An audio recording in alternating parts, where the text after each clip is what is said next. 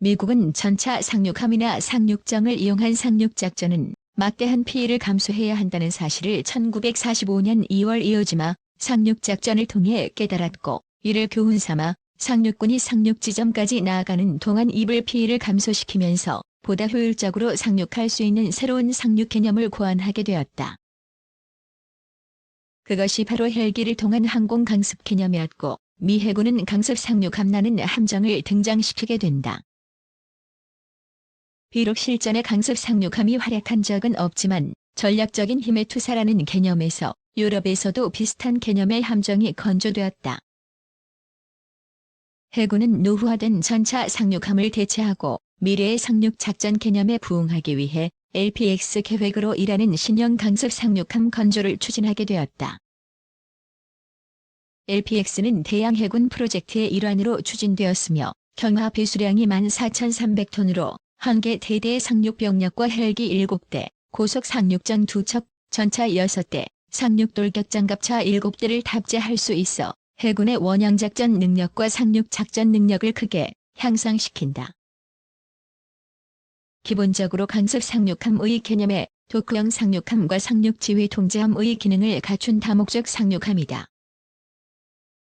또한 평시에는 지진의 일과 같은 대규모 재난 발생 시 국제적인 구조 구호 활동 및 유엔 평화유지 활동에 참여하고 최근 중요시되고 있는 전쟁 이외의 작전에도 참가해 유사시 국외 교민 철수와 안전 확보 등에도 사용할 계획이다.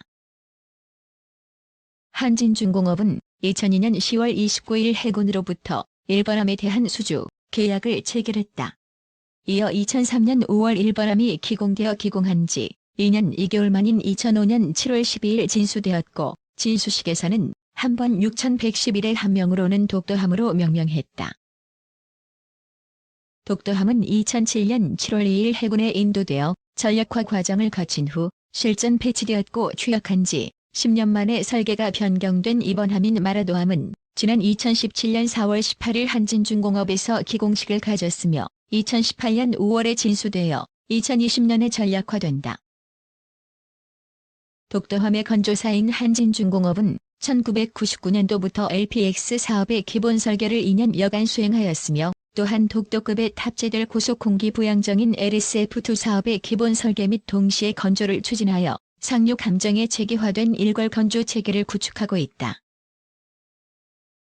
독도급의 주요 제원은 경하 배수량이 14,300톤이며 길이 199m, 폭 31.4m, 흘수 6.5m의 최대 속도 23노트로 함정의 고유 승조원은 300여 명이다. 독도함은 6층의 선체와 4층의 상부 구조물로 이루어져 있으며 엘리베이터를 함교 전후에 1기씩 2기를 장비하고 있다.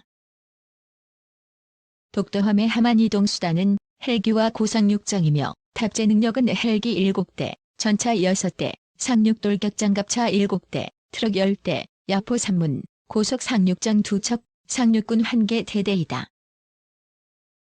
해군은 독도함을 차기 수송 상륙함으로 분류하고 있지만 강습 상륙함이나 도크형 상륙함, 상륙지휘 통제함의 개념도 포함하고 있는 다목적 함정이기 때문에 스페인의 제함 후안 카를로스 1세급과 프랑스의 BPC 미스트랄급 강습 상륙함과 여러모로 비슷한 개념의 함정이라고 할 수 있다. 독도함의 비행갑판은 전통갑판으로 아일랜드직 함교는 좌현에 위치하고 있다. 현재 미국과 유럽, 일본의 강습 상륙함 중에서 독도함과 마찬가지로 전통갑판의 선형이면서 웰다크가 있는 함정으로는 계획 및 건조 중인 것을 포함하여 운용하는 국가는 미 해군 강습 상륙함인 와스프급 8척과 아메리카급 2척, 스페인 해군의 후안 카를로스 1세급 1척, 프랑스 해군의 미스트랄급 3척, 일본 해상자위대의 LST 오스미급 3척, 이탈리아 해군의 트리스트급 1척, 산조르지오급 3척, 중국 해군의 타입 075 등이다. 강습 상륙함의 능력은 고정입기의 경납 운용 능력, 헬기 경납 운용 능력, 차량 탑재 능력, 상륙부대의 수송 및 웰다크에 의한 상륙정의 운용 능력으로 나타낼 수 있다. 함정이 크면 클수록 이러한 다양한 능력을 모두 만족시킬 수 있지만 작으면 임무 수행 능력에 그만큼 항공기 및 각종 장비들을 수납하기에는 제약을 받는다. 마지막으로 차량 탑재 능력, 상륙부대 수송 및 웰다크에 의한 상륙정의 운용 능력은 경납고의 크기와 웰다크의 크기에 좌우되므로 각자의 요구에 맞게 설계되었으므로 탑재 차량이나 상륙정만 충분히 보유한다면 비교적 용이하게 운용할 수 있다. 웰다크는 각종 상륙정을 탑재할 수 있는 능력을 측정하는 척도로서 상륙 공기 부양정인 LCAC의 탑재 척수로 평가하는 경우가 많다. 미스트랄급은 2척, 독도함은 한국형 고속 상륙정 LSF2 2척을 탑재할 수 있다. 상륙부대의 수송 능력은 상륙군 1개 대대인 720명이고 차량으로는 전차 6대, 상륙 돌격장갑차 7대, 트럭 10대, 야포 3문이 탑재된다. 이것은 우리 해군의 작전 요구에 따른 것이며 차량과 병력의 수송 능력은 각 나라에 따라 요구하고 있는 능력이 다르기 때문에 차이가 나는 부분이며 타 함정과 비교해보면 크기에 비해 적당한 능력이라고 볼 수 있다. 독도함의 함정 전투 체계는 국내 연구개발로 국방과학연구소 주도로 지휘지원 시스템은 150억 원 규모이며 이 지휘지원 시스템은 해군의 차세대 상륙작전을 수행하기 위한 지휘통제체계로 자한방어 지휘, 무장통제체계와 상륙작전 및 해군 기동부대를 지휘할 수 있는 지휘지원체계로 구성되어 있다. 단거리 대공 탐색 레이더로는 DDH-1, 2급 구축함과 마찬가지로 MW-08 3차원 레이더가 장착되는데 단거리 목표 추정 및 표적 지정을 담당한다. MW-08은 표적의 자동 탐지 및 추적 기능이 있으며 최대 탐색 거리는 105km이다. 장거리 탐색 레이더로는 스마트헬이 사용되는데 이것 역시 3차원 레이더이다. 이 레이더의 안테나는 5초에 1회전하고 최대 400km, 고각 70도까지의 공간에서 최대 1000개의 목표를 탐지 추적할 수 있다. 사용 주파수는 D밴드이고 멀티빔 방식으로 3차원 목표의 탐지와 추적이 용이하다. 독도함에는 항공기 전술 통제 및 안전 유도를 위한 함정용 관제 레이더로 이탈리아 알레니아 팁회사의 관제 레이더인 SPN726가 장비된다. 또한 수평면 수색을 보조하기 위해 프랑스 사잼사의 VAMPIR-MB 적외선 탐색 추적 장비를 장비하고 있다. IRST는 삼광등과 같은 심각한 상황으로 인해 레이더로 표적 추적이 불가능하거나 광학 TV 카메라의 희미한 대조비로 소형 표적과 높은 배경 잡음을 구분할 수 없는 상황에서 해면 밀착 방식의 대함 미사일을 추적할 때 유용하게 사용될 수 있다. 독도함에는 ADD에서 개발한 통합형 전자전 체계인 SLQ-200K 소나타를 탑재하고 있다. 소나타는 전방향 수신 안테나와 재밍송신 장치 그리고 제어 조정 장치, 전자탐지, 재밍 콘솔로 구성되어 있다. 소나타 체계는 광개2 대왕급 구축함에 탑재된 아르고 시스템의 AR700ESM, APCS2ECM과 동일한 방식으로 이루어졌고 소나타의 전탐 장비는 C밴드로 다채널 위상 대조 방식으로 낮은 대역까지 정밀하게 커버가 가능하다. 또한 소나타 전방향 수신 안테나는 APCS2에 비해 빈폭이 적지만 거리기만 기법을 채용하면서 교란 효과가 더욱 강력하다. 주추진 체계는 두산중공업에서 라이센스 생산한 프랑스 SEMT 파이어스틱사의 16PC 2.5STC 디젤 엔진 4기로 구성된 CODAD 방식이다. 디젤 엔진 1기당 출력이 10,000마력이기 때문에 전체 출력은 40,000마력으로 최대 속도는 23노트이다. 독도함의 메인 갑판인 헬기 데크에는 이 착함용 5개의 스파트가 있으며 중, 대형 헬기에 대한 운용이 가능하지만 CH-47D 치누크와 미국의 MV-22B 오스프리 혹은 CH-53 계열 같은 대형 수송 헬기들은 독도함의 아일랜드의 문제로 1번 스파트와 한미의 5번 스파트에서 이 착함을 진행하며 2, 3, 4번 스파트는 중형 수송 헬기나 해상작전 헬기 및 공격 헬기에 대한 이 착함 플랫폼이라고 볼 수 있다. 또한 별도의 헬기 수납 경납고가 없기 때문에 상륙 장비 경납고에 장비들이 없을 시 헬기 경납고로 사용되며 경납고에는 중형 헬기 3에서 4대 정도 수납이 가능하다. F-35B 탑재 경항공모함 만들면 독자적 해공군 작전 가능. 해군이 수건 사업으로 여겼던 경항공모함 건조 사업이 탄력을 받게 됐습니다.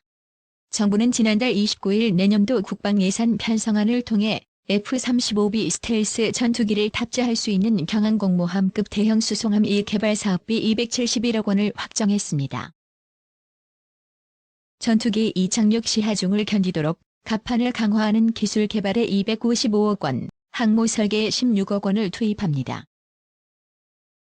26일 군에 따르면 가칭 백령도함으로 불리는 대형 수송함이는 만재 배수량 3만 톤급으로 일본이 개발 중인 이즈모함보다 규모가 큰 것으로 알려졌습니다.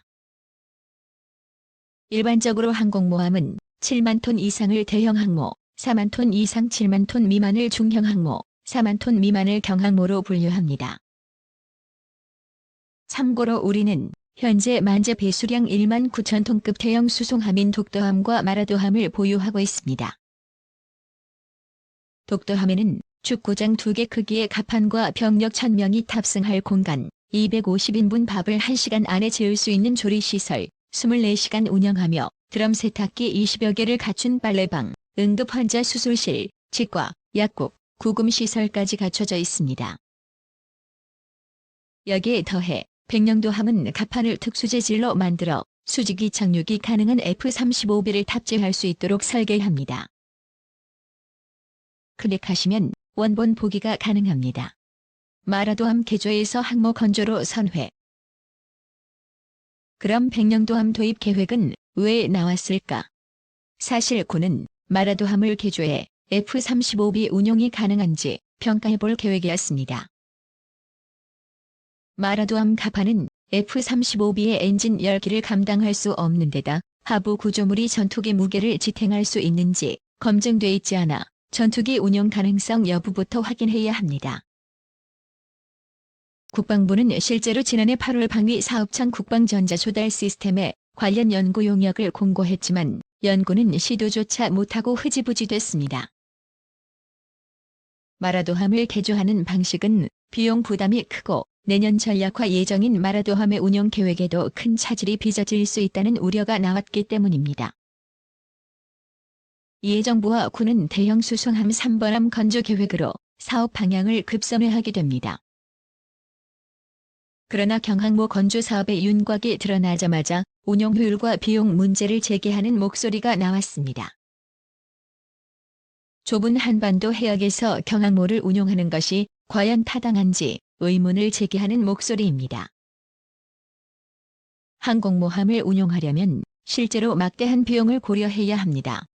원자로로 기동하는 미국의 대형 항모 연간 유지비는 3천억에서 4천억 원에 이릅니다. 단순히 항모만 기동하는 것이 아니라 전투기 운용 비용도 고려해야 하기 때문에 경항모 운용비도 최소 1,500억에서 2천억 원이 소요될 것으로 예상됩니다. 또 중형 항모 건조 비용은 5조에서 6조 원, 경항모는 3조에서 4조 원에 이릅니다. 좁은 바다에서 굳이 이런 거액을 쏟아부어가며 항모를 건조해야 하는지 의문이 제기될 수 있다는 겁니다. 2017년 7월 취역한 배수량 10만 1600톤급 슈퍼핵 항모 제럴드 포드. F-35C 라이트닝 E 스텔스기와 F-A-18A 슈퍼호넷 등 함재기 80대를 탑재할 수 있어 웬만한 국가의 공군력을 뛰어넘는다는 평가를 받는다. AP 연합뉴스 클릭하시면 원본 보기가 가능합니다. 그러나 군 전문가들은 이런 지적에 대해 하나만 알고 둘은 모르는 이야기라고 반박합니다. 우선 전략 자산인 항모를 운용하면 해외 지원을 받지 않는 독자적인 해공군 작전이 가능해집니다. 미국은 방위비 분담 협상에서는 항공모함이나 핵추진 잠수함, 장거리 전략폭격기 등의 운용 비용을 우리가 분담해야 한다고 요구해왔는데 항모를 우리가 직접 운용하면 이런 압박에서 좀 더 자유로워진다는 겁니다.